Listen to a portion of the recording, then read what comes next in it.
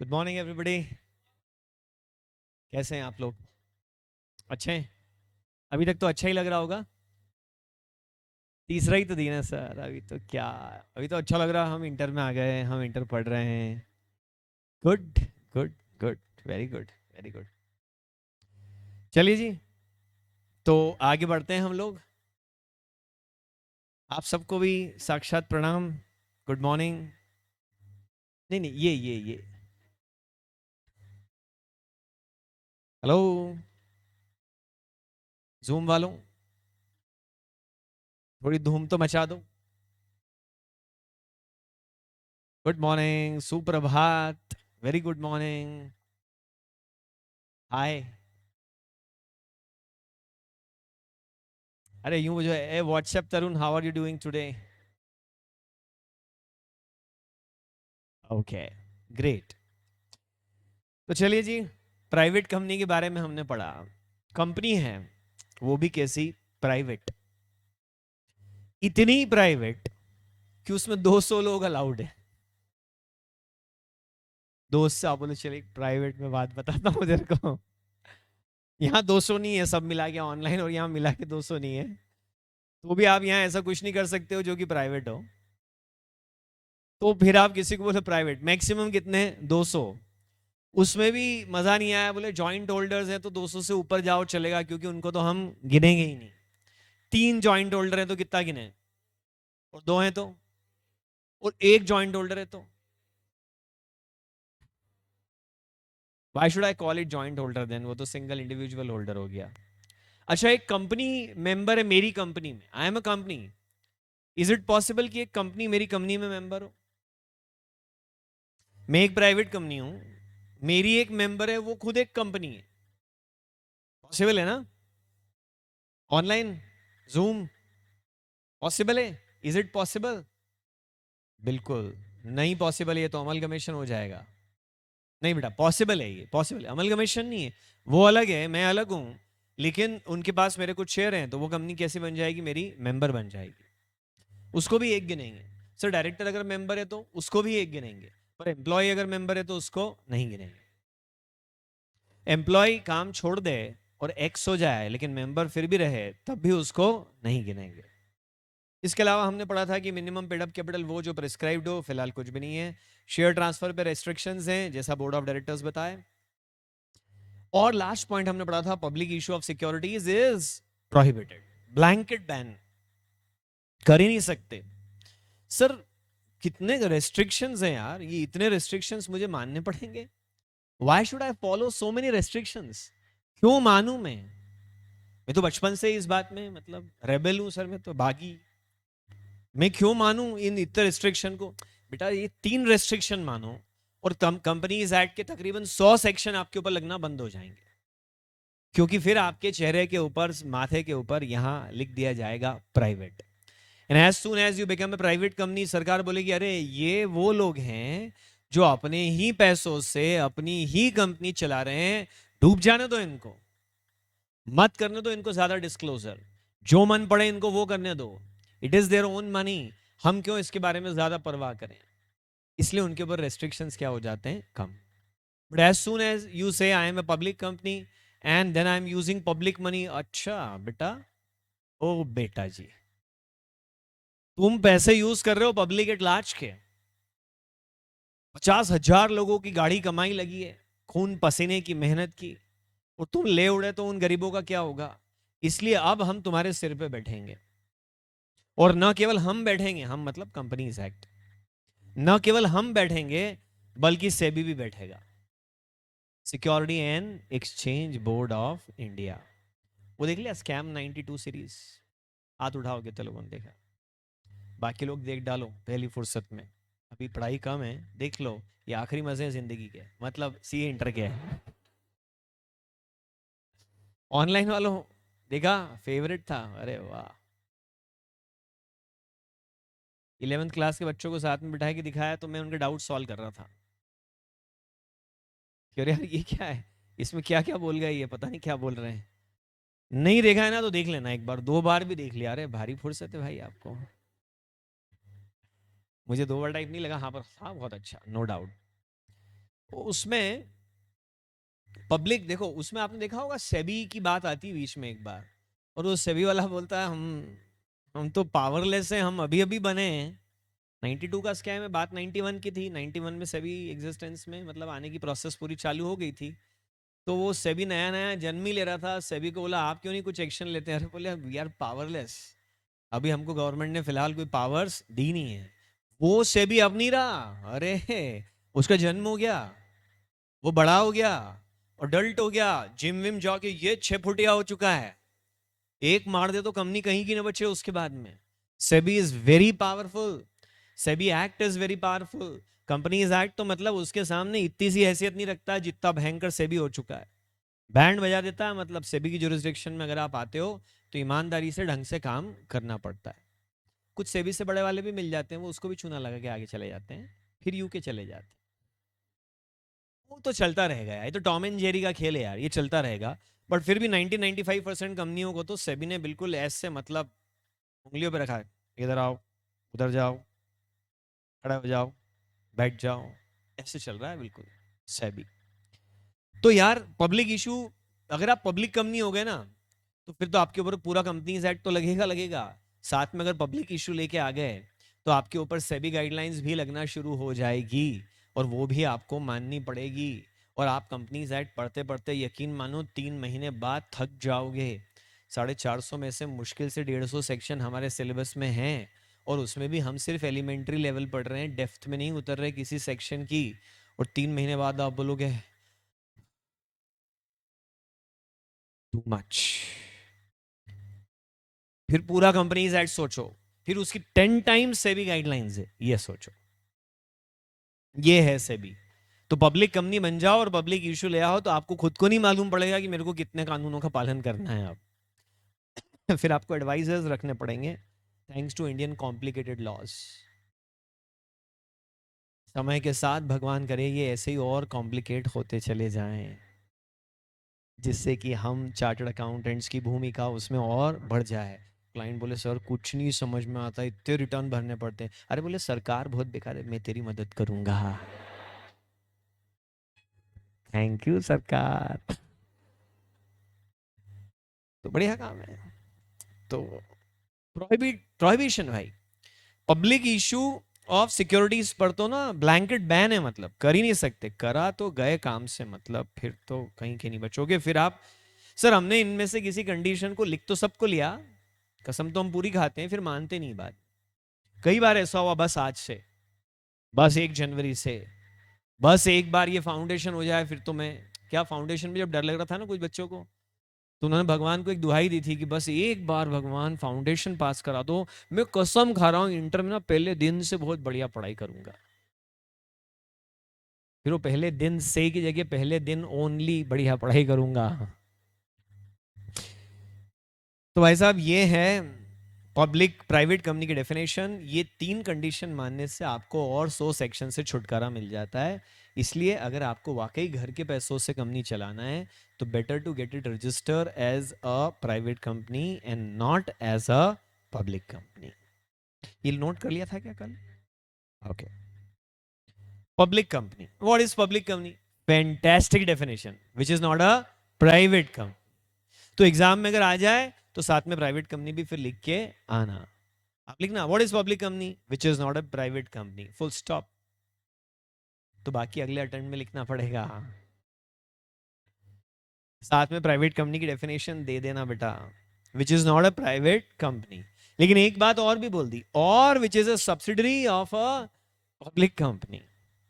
मतलब ये रही प्राइवेट कंपनी, ये रही बड़ी पब्लिक कंपनी। इस बड़ी पब्लिक कंपनी ने इस छोटी प्राइवेट कंपनी के 100% शेयर होल्ड करें, 70% शेयर होल्ड करें, तो ये छोटी प्राइवेट कंपनी बड़ी पब्लिक कंपनी की क्या बन गई? सब्सिडरी। यानी इसके पास बिजनेस करने के लिए पैसा कहां से आया? पब्लिक कंपनी से। और पब्लिक कंपनी के पास पैसा कहां से आया? पब्लिक से। पब्लिक कंपनी के पास पैसा कहां से आया? पब्लिक से। तो अल्टीमेटली प्राइवेट कंपनी किसका पैसा यूज कर रही है? पब्लिक का। और एक बच्चे को बुरी आदत पड़ गई, स्मोकिंग। पापा ने बोला आज के बाद तू पान की दुकान पे जाएगा नहीं। ओके, मैं नहीं जाऊंगा। वो होम डिलीवरी कर रहे हैं आजकल या मेरे बिहाफ पे कोई और चला जाएगा, he will go and procure it. अब मैंने चूज करा है कि मुझे मरना है सड़ सड़ के, तो मैं तो यही करूंगा, आप कुछ भी कर लो। हाँ तो अब वो ये है कि आपको बोला कि आप पब्लिक के पास मत जाना, बोले ठीक है हम नहीं जाएंगे, हमारी होल्डिंग कंपनी जाएगी, वो पब्लिक से पैसा लाएगी, वो हमको देगी। अब फिर तुम काहे की प्राइवेट कंपनी, तुम क्या माने जाओगे अब, पब्लिक कंपनी, सब्सिडरी होल्डिंग पड़ेंगे, प्लस उसकी इतनी मिनिमम पेड अप कैपिटल हो एज में be prescribed. Sir what is prescribed, nothing. ओहो ये सेटिंग गलत हो गई है इसकी, ऑनलाइन वालों को दिक्कत आ रही है बेटा, एक मिनट में, हाँ बेटा करता हूँ मैं, ये कट रहा है इधर से तो इसको मैं थोड़ा ठीक करना पड़ेगा।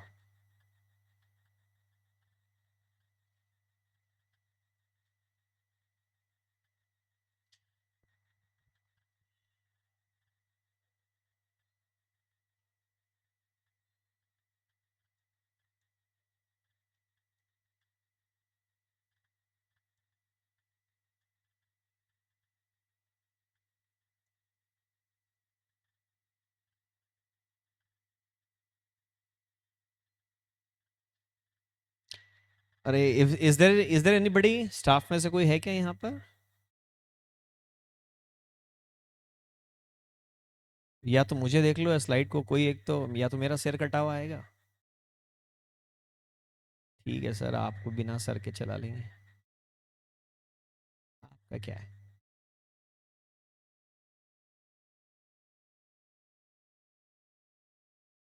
मैं अपना सर बचाने की कोशिश तो करता हूँ।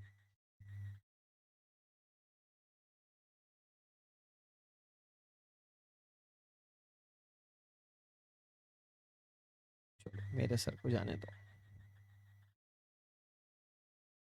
ठीक है भाई। चलिए आई होप स्लाइड अब कम से कम पूरी दिख रही है आप लोगों को। हाँ जी चलिए, तो ये आपने नोट किया, मिनिमम पेडअप कैपिटल सर कितनी प्रिस्क्राइब करी है, कुछ भी नहीं करी। तो 7 रुपए की पेडअप कैपिटल से आप पब्लिक कंपनी बना सकते हो, क्योंकि मिनिमम 7 मेंबर चाहिए, सबके पास मिनिमम एक शेयर चाहिए, मान लो फुल्ली पेडअप शेयर है क्योंकि अमीर लोग हैं, पूरा एक एक रुपया बन गई public company, so simple. 1% company, इसके डेफिनेशन में अभी बजट प्रपोजल में चेंज किया है, तो वो आपके अटेम्प्ट तक इंप्लीमेंट हो जाएगा, मई अटेम्प्ट वालों के लिए नहीं लगेगा बट नवंबर अटेम्प्ट के लिए एप्लीकेबल हो जाएगा। ईज ऑफ डूइंग बिजनेस में इंडिया काफी स्टेप अप हुआ है, सुना कभी आपने ईज ऑफ डूइंग बिजनेस, एक स्केल है ईज ऑफ डूइंग बिजनेस, पूरे दुनिया भर के देशों के लिए देखा जाता है कि दुनिया के कौन से देशों में बिजनेस शुरू करना आसान है। तो पहले इंडिया बहुत पीछे था, 120-30 ऐसे किसी स्टेप पे था, अब जाके कुछ 60-70 जैसे किसी स्टेप पे आ गया है, क्योंकि हमने बहुत सारे लॉज को इस तरह से कट कर दिया है कि एक बिजनेस स्टार्ट करने के लिए कम से कम परमिशन और कम से कम रजिस्ट्रेशन करवाना पड़े। ओके तो उसी के तहत ये सरकार ने 1% कंपनी की डेफिनेशन में भी थोड़े से और चेंजेस किए हैं ताकि हिंदुस्तान में बिजनेस करना पहले से थोड़ा आसान हो जाए। कैसे वैसे अभी भी हमारा 67 कुछ नंबर है and we don't care about it, population में हम नंबर 2 पे हैं दुनिया में, ईज ऑफ डूइंग बिजनेस में हम 60s में कहीं हैं, but we don't care, we just check every list, we just check Pakistan किधर है, हम 67 पे, वो 77, ये मारा, अरे हम भी मर गए, अरे वो छोड़ वो मर गया हमारा एक सिंपल फंडा है, जबकि पाकिस्तान कंपेरेबल ही नहीं है, उसकी औकात ही नहीं है कि हम उसके साथ में कंपेयर करें। हाँ नहीं है, अब तो बिल्कुल नहीं है। हाँ कंपेयर करना है तो चाइना से करो, पर उसमें डिप्रेशन आ जाएगा, क्योंकि वो तो बहुत ज़्यादा आगे हैं हमसे, बहुत ज़्यादा। सर आप गद्दार हो देश के, आपने बोला चाइना आगे, हमने सोशल मीडिया पे बहुत बोला कि चाइनीज़ चीज़ों का बहिष्कार करो, उसके बाद चाइनीज़ मोबाइल फ़ोन का जो मार्केट शेयर 75% था, 75% वो बढ़ के 77 हो गया। मैंने नहीं डाला सोशल मीडिया पे कोई पोस्ट, क्योंकि मैं जानता हूँ कि अचानक से आप चाइनीज़ प्रोडक्ट को बैन नहीं कर सकते हो, आपको ये करना पड़ेगा कि पहले इन हाउस कोई ऑल्टरनेटिव डेवलप करो, banning is never a solution, develop any alternative and people will automatically switch to it. अभी ट्विटर के लिए सरकार ने बोल दिया ट्विटर छोड़ो कू पे आ जाओ, सर मैं तो ट्विटर पे वैसे भी नहीं हूँ, मैं हूं पर मैं भी कुछ नहीं पोस्ट करता क्योंकि आप नहीं हो, पढ़ेगा कौन? सो अगर बोली ट्विटर जो है आंदोलन चला रहा है, आंदोलन वालों को सपोर्ट कर रहा है, तो कू पे आ जाओ। तो अगले ही दिन बिजनेस स्टैंडर्ड न्यूज़पेपर में न्यूज आ गई कि Koo is leaking data of its users. ये प्रॉब्लम है बेटा, आप क्या करेंगे? व्हाट्सएप ने बोला 8 फरवरी के बाद प्राइवेसी पॉलिसी एक्सेप्ट करनी पड़ेगी। हमने अल्लाह मचाया, हमारी प्राइवेसी ऐसा वैसा, कुछ नहीं हुआ, सबने एक्सेप्ट कर लिया। ऑल्टरनेटिव डेवलप करना पड़ता है, उसके बिना कुछ नहीं हो सकता। 1% company ease of doing business में भारत सरकार ने बहुत अच्छा काम किया है। 1% कंपनी में आपने ऑलरेडी पढ़ा है कि सिर्फ नेचुरल एक, अच्छा वन नाम से मालूम है कितने मेंबर होते हैं इस कंपनी, बताओ? जूम मचा ले, कितने? One one one one 10 answer है सिर्फ। तुम लोग नंबर्स में कितने हो? 92 हो। इनकॉर्पोरेटेड बाय वन ओनली, सिर्फ एक ही मेंबर होता है इसका। ले दे के कितने मेंबर होते हैं? ओनली वन, सिर्फ एक। और वो कैसा होना चाहिए? Natural person. मतलब 1% कंपनी का मेंबर एक दूसरी कंपनी नहीं हो सकती है, क्योंकि वो तो आर्टिफिशियल है। नेचुरल पर्सन, आप और मैं नेचुरल पर्सन हैं। सोफिया नहीं बन सकती इधर मेंबर। सोफिया रोबोट, जिसको सऊदी अरब ने सिटीजनशिप दी। सऊदी अरब है, वहां तो डिक्टेटरशिप है, वो जो चाहे कर सकते हैं। उन्होंने, किंग ने बोला कि treat her as citizen of Saudi Arabia, she is. हमारे यहां नहीं है। नेचुरल पर्सन होने के साथ साथ बंदे ने क्या होना चाहिए? Indian citizen. बिल गेट्स बोले कि मैं इधर एक ओपीसी बनाऊंगा, मार्क जकरबर्ग बोले, लैरी पेज बोले, सरगेई ब्रिन बोले, फिर वो अपने रिचेस्ट जेफ बेजोस बोले कि मैं बनाऊंगा, एलन मस्क बोले कि मैं बनाऊंगा ओपीसी इंडिया में। बोले सॉरी, उसके लिए पहले आपको इंडियन सिटीजनशिप लेनी पड़ेगी। फिर वो बोलेंगे sorry, we are not interested. Indian citizen होने के साथ में बंदे ने रेसिडेंट होना चाहिए इंडिया में। अब मेरा फ्रेंड है, जब से चार्टर्ड अकाउंटेंट बना अमेरिका ही शिफ्ट हो चुका है। साल में एक बार 15 दिन के लिए आता है पेरेंट्स से मिलने के लिए, बस, फुल स्टॉप। वो बोले कि मैं बनाऊंगा इधर ओपीसी, तो हम बोलेंगे सॉरी, यू कैन नॉट। पहले ये 182 डेज था। अभी बजट में, अभी बजट आया ना 2021 में, जो बजट आया उसमें उन्होंने बोल दिया कि ease of doing business, NRIs के लिए थोड़ा हम आसान करना चाहते हैं कि वो यहाँ पे भी आते जाते रहते हैं, आधे टाइम यहाँ रहते हैं, आधे टाइम वहाँ रहते हैं, यहाँ कम रहते हैं, वहाँ ज़्यादा रहते हैं, तो भी हैं तो आप हमारे अपने देसी। हाँ हाँ, अमेरिकन में लोग एक दूसरे को ऐसे ही बोलते हैं, देसी। यार बोले, और तेरे दोस्त वोस्त बने अमेरिका में? बोले सब देसी दोस्त ही हैं अपने। देसी मतलब इंडियंस। बोले यार है तो तू देसी यार, कुछ भी कर ले तो तू बना सकता है, बस 120 दिन इंडिया में रह ले, फिर तू ओपीसी बना लेना। बच्चा नहीं बना सकता ओपीसी, बच्चों का खेल नहीं है ये।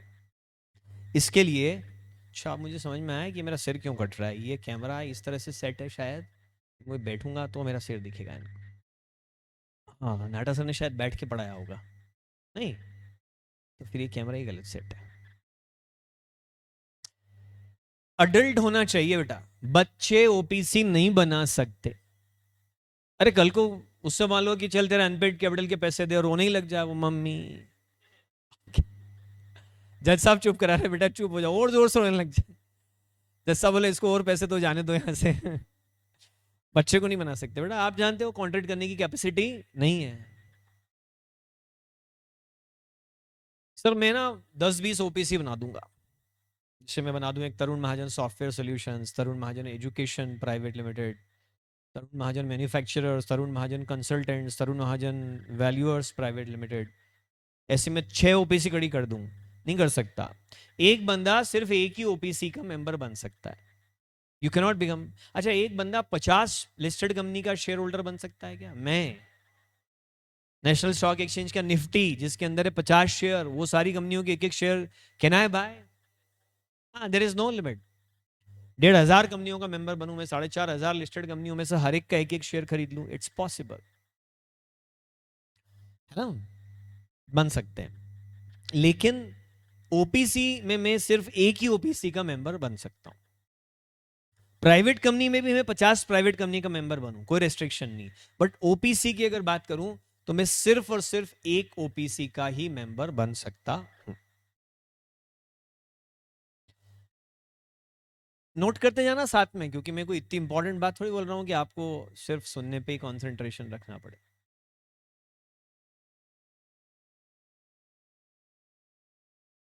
बस उसी पे आ रहे हैं हम, नेक्स्ट पॉइंट।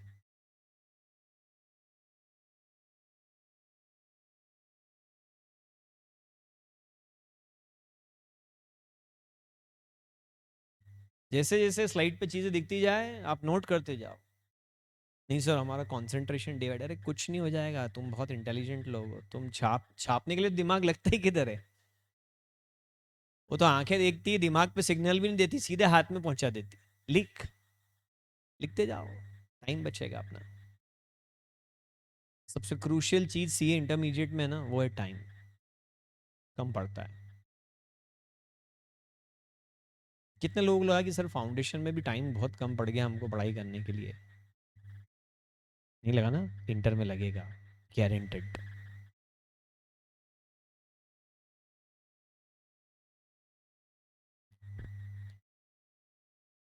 छाप दिया जूम पीपल।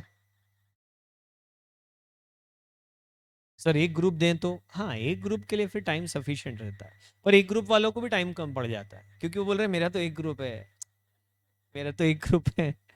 फिर एक दिन याद आता तो मेरा एक ग्रुप है। बहुत का प्रेशर लोगे तो एक पे तो अपने आप उतर आओगे बाद में। आज से एक सोच लिया तो फिर तो झंझट हो जाएगा। अभी ओपीसी में क्या होता है, एक नॉमिनी भी अपॉइंट करना पड़ता है, क्योंकि इकलौता तो मेंबर यही मर गया तो ओपीसी अनाथ हो जाएगी। इसलिए बोलते हैं कि एक नॉमिनी का नाम लिख कि अगर मैं मर गया तो इसको मेंबर बना लिया जाए। तो आप एक से ज्यादा ओपीसी के नॉमिनी भी नहीं हो सकते बेटा, कि मेरे 5 अंकल हैं और पांचों अंकल ने उनकी रिस्पेक्टिव ओपीसीज में मुझे नॉमिनी बनाया, क्योंकि सबको मुझ पर भरोसा है, सबने मुझे ही नॉमिनी बनाया।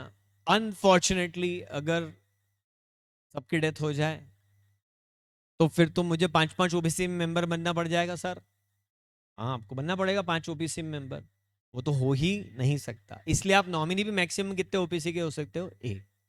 सर ऐसा हो सकता है कि मैं एक ओबीसी में खुद मेंबर हूं और एक दूसरी मेरे दोस्त की ओबीसी में नॉमिनी हूं, इज इट पॉसिबल? हाँ।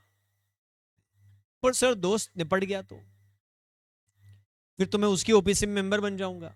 देन आपको 180 दिन का टाइम देंगे, 180 डेज, कि आप जिधर नॉमिनी हो ना उधर आप मेंबर बन गए। तो नाउ यू चूज कि इन दोनों में से आपको कौन सी रखनी है। सर रखनी मतलब दूसरी का क्या करेंगे, शेयर ट्रांसफर, कोई और उस ओपीसी को टेक ओवर कर लेगा, right? So you can become member and और nominee of only an OPC, one OPC. And if you become member of the OPC where you are nominee, then you will have a time of 180 days to choose कि आप क्या करना चाहते हैं।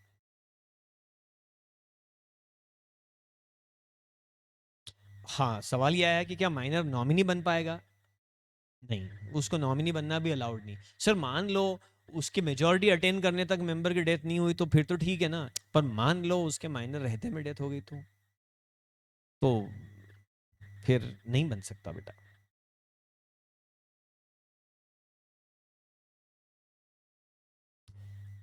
Restrictions, इसका एक mnemonic है, Nirma. Can you see Nirma? Washing powder, Nirma. Law में ना बेटा इतना सारा याद करने को हो जाएगा over a period of time, बहुत कुछ याद करना पड़ेगा आपको, बहुत सारा। और सिर्फ यही नहीं है, फिर अदर लॉज भी है, फिर इनकम टैक्स में भी याद करने को बहुत कुछ है, फिर कॉस्टिंग में भी थ्योरी है, फिर अकाउंट्स में भी एएस है, फिर ऑडिटिंग है। मतलब अगर आप बोथ ग्रुप का मिला के देख लेना और उसमें भी न्यूमेरिकल वाले पेपर की थ्योरी को भी जोड़ लें, तो मैं समझता हूँ 800 नंबर में से कम 500 नंबर तो थ्योरी के ही होते हैं। So if you are numerical lover, sir I hate theory, then you are in wrong classroom. You should have studied IIT, only maths, huge amount of maths. Sir, I love numerical, I hate theory. You are in wrong course. You'll have to love theory. उससे भी sir किस किस को प्यार करो, flirt तो करो, एक पसंद के सब्जेक्ट से प्यार कर लेना, पर बाकी सबसे फ्लर्टिंग तो चालू रखना, नहीं तो दिक्कत हो जाएगी बेटा। थ्योरी तो अच्छा। और एक बड़ी मजे की बात बताता हूं, अकाउंट्स तो चार्टर्ड अकाउंटेंट बनोगे आप तो अकाउंट्स तो आपको आना ही आना चाहिए, वो तो बेसिक बात है, पर उसमें करियर नहीं बनता है। आप मिल लेना 10 चार्टर्ड अकाउंटेंट से, किसी से पूछना, कोई बोलेगा हम टैक्सेशन में स्पेशलाइज करते हैं, कोई बोलेगा हमारा तो प्योरली काम ही ऑडिटिंग का है, कोई बोलेगा हम तो फाइनेंस का ही काम करते हैं, कोई बोलेगा हम सिर्फ जीएसटी का काम में स्पेशलाइजेशन करते हैं। ढूंढना मुश्किल पड़ जाएगा। कोई ये बोलेगा कि हमारा अकाउंटिंग में स्पेशलाइजेशन है। अरे बोले वो तो होती है, वो तो बेसिक है, उसके बिना तो तू चार्टर्ड अकाउंटेंट ही नहीं बन सकता।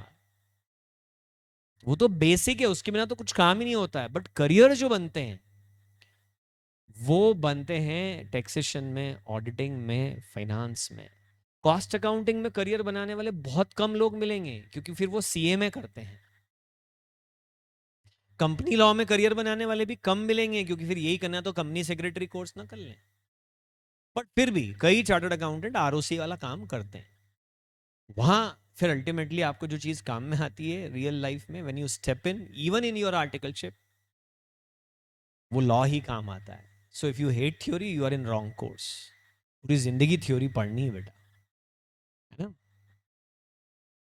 तो हाँ, बहुत ज्यादा न्यूमेरिकल आ जाए तो वो तुमसे बर्दाश्त भी नहीं हो, इसीलिए तो मैथ्स नहीं लिया, पीसीएम नहीं लिया, इसीलिए तो यहां आए। निर्मा, निमोनिक क्यों बनाया मैंने? निमोनिक इसलिए बना दिया क्योंकि बहुत कुछ याद करने को आएगा। ये हाँ, इसको निमोनिक कहते हैं, ये पता है आपको। ये ऐसे कुछ शॉर्ट फॉर्म्स बनाते हैं, कुछ याद रखने के अलग अलग तरीके बनाते हैं हम, उन सबको लोग क्या कहते हैं? निमोनिक। तो ये एक मैंने आपको बना के बताया है, ऐसे आप बनाना। सर सारे आप ही बना दो ना, मैं बनाऊंगा तो आपको रटने पड़ेंगे, आप बनाएंगे तो आपको यूं ही याद हो जाएंगे, क्योंकि वो आपने बनाए। राइट। 1% कंपनी क्या नहीं कर सकती? एनबीएफसी वाला बिजनेस नहीं कर सकती। Zoom people, post the full form, और आप लोग बोल के बताओ। एक लड़की बोली इधर, लड़कों इधर। ओके। नॉन बैंकिंग, इधर जवाब दिया अंशु ने, अनविक ने, सबकेत ने। वाह, बहुत ही यूनिक नाम है इस बैच में बच्चों के। वसुकी, प्रियांशु, बहुत अलग नए नए नाम। Non banking finance company, sir ये क्या होती है? अच्छा एक बात बताओ, बैंक क्या करता है? चैट बॉक्स में भी चलते रहना चाहिए मेरे सवालों के जवाब। बैंक क्या करता है? डिपॉजिट लेता है और लोन देता है, और full fledged banking operation. Current account deposit, saving account deposit, FD deposit, RD deposit, और सब तरह के loan, CC limit, term loan, housing finance, credit card, सब करते हैं। नॉन बैंकिंग फाइनेंस कंपनी क्या होती है? अच्छा, बैंकिंग बिजनेस वही कर सकता है जिसको बैंक का लाइसेंस मिला हो। और बैंक का लाइसेंस आप जब चाहो मुंह उठा के जा नहीं सकते हो कि सर अब मैं बहुत पैसे वाला हूँ, मैं सोच रहा हूँ बैंक शुरू कर दूँ। मुकेश अंबानी जी बोले चलो एक बैंक चालू कर देते हैं, रिलायंस बैंक। तो वो आज जाएं, हालांकि सरकार वही चलाते हैं तो वो तो उनको तो मिल जाएगा, दूसरा कोई नाम ले लेते हैं। कोई और, जैसे नारायण मूर्ति जी बोले कि मुझे एक बैंकिंग लाइसेंस चाहिए, तो बोलेंगे सॉरी अभी बैंकिंग लाइसेंस का कोटा अवेलेबल नहीं है। वो तो आरबीआई टाइम टाइम पे कुछ रिक्वायरमेंट निकालता है कि अब हम बैंकिंग लाइसेंस इशू करने के मूड में हैं, तो किसी को चाहिए तो आ जाओ। ऐसा नहीं है कि जैसे सीए आपका करने का मन किया तो आपने ज्वाइन कर लिया, क्योंकि सीए कंटिन्यूअस चलता ही रहता है, जो आओ ज्वाइन करो। बैंक का ऐसा नहीं है आप जाओ आरबीआई को भाई साहब एक बैंक बना देना, आरओसी के पास भाई साहब एक कंपनी बना देना, भाई साहब बना के देंगे। और रोज साल भर बैठते हैं इस काम पे। बैंकिंग लाइसेंस ऐसे नहीं मिलता है। सर मेरे को ना फिर भी बिजनेस तो करना है फाइनेंस का। हमारा तो मतलब दादाजी के ज़माने में गांव में वही करते थे, वो ज्वेलरी प्लेज करके। और सर हमारे यहाँ तो यही चलता था। पहले पहले के टाइम पे करते थे ना लोग, जो गांव के जो भी रईस लोग होते थे, वो जिनको अनप्रिविलेज्ड लोगों को लोन देते थे तो उनकी ज्वेलरी प्लेज कर लेते थे, है ना, गहने गिरवी रख के, और उनको लोन दिया करते थे। तो सर हम भी वही फाइनेंस का ही बिजनेस करेंगे सर। हमारा मतलब फिर रिकवरी नहीं हो तो हमारे पास लठैत वठैत सब है, मतलब सिर फोड़ देते हैं फिर तो हम। सर हमको यही बिजनेस करना है। तो उसके लिए फिर आपको एक कंपनी बनानी पड़ेगी जो लोगों को लोन देने का काम करेगी, जो फुल फ्लैजेड बैंकिंग ऑपरेशन नहीं कर सकेगी। उसको हम क्या बोलते हैं, नॉन बैंकिंग फाइनेंस कंपनी। जैसे बजाज फाइनेंस नाम सुना है आपने? टू व्हीलर फोर व्हीलर के लिए आपको क्या देता है, लोन।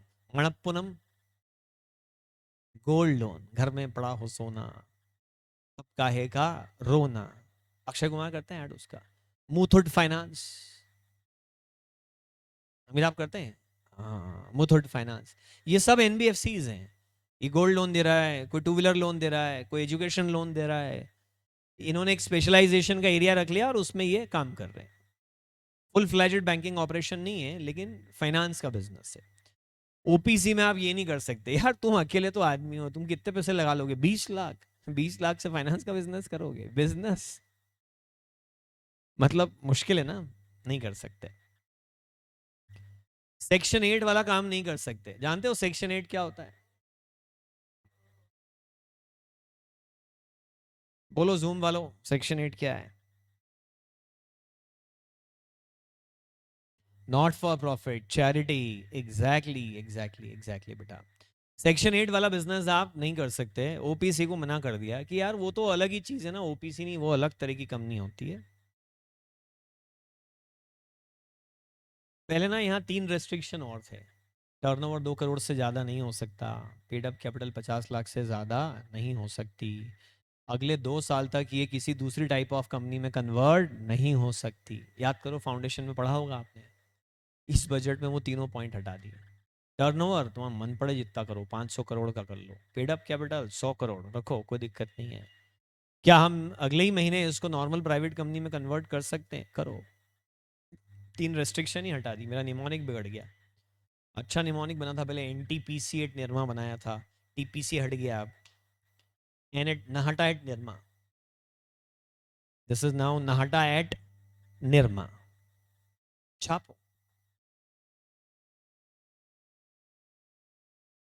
हाँ बेटा, वॉलिटरी कन्वर्जन पहले ऐसा था।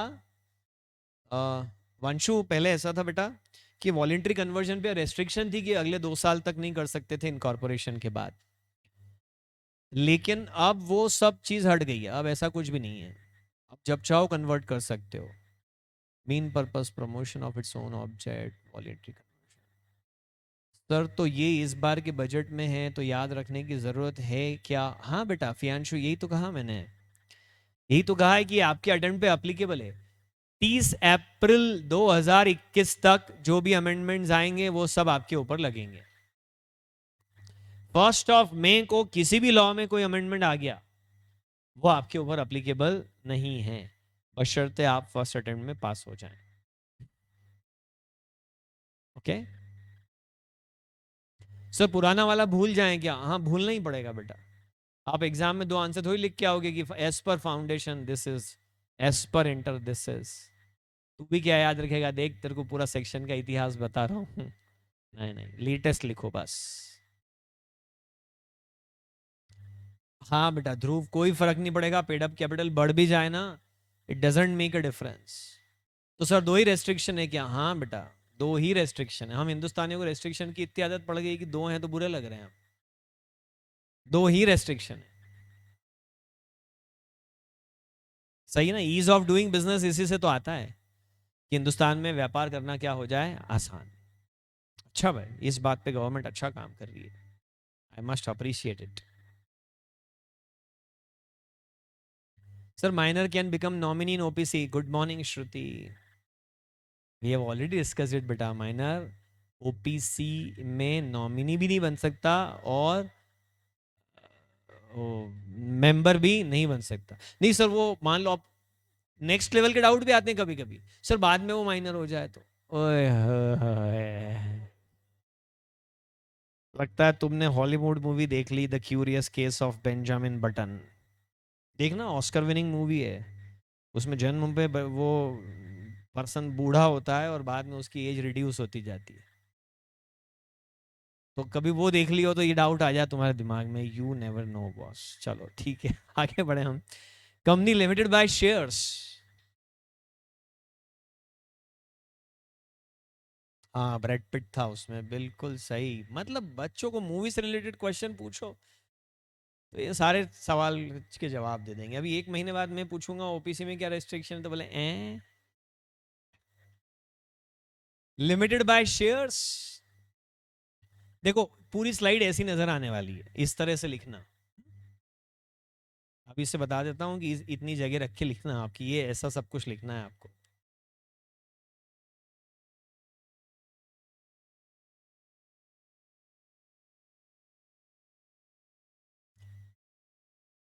तो limited by shares, here the liability of members is limited up to the amount of their unpaid share capital only. Liability of members is limited up to the amount of their unpaid share capital only.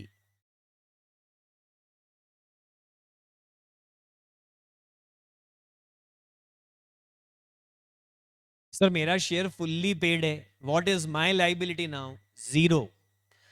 अब company डूबती डूब जाए, आपको 1 रुपया भी देने की जरूरत नहीं। सर मेरे पास 1 लाख शेयर हैं, 6 rupees paid up, 4 rupees unpaid, uncalled.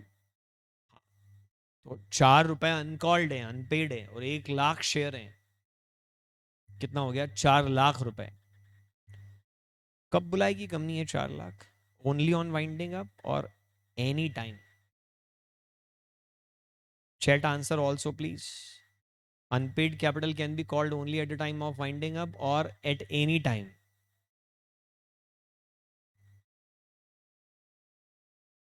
Only Divyanshi is saying winding up, all other people are saying anytime.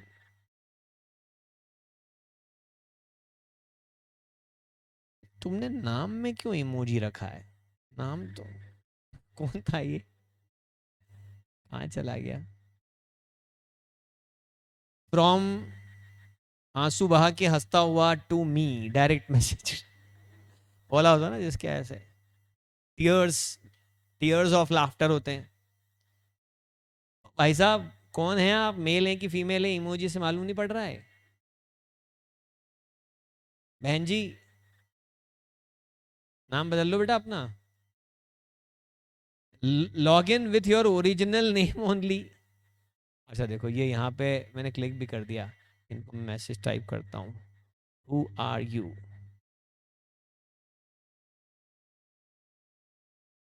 अरे यार, वाई ओ यू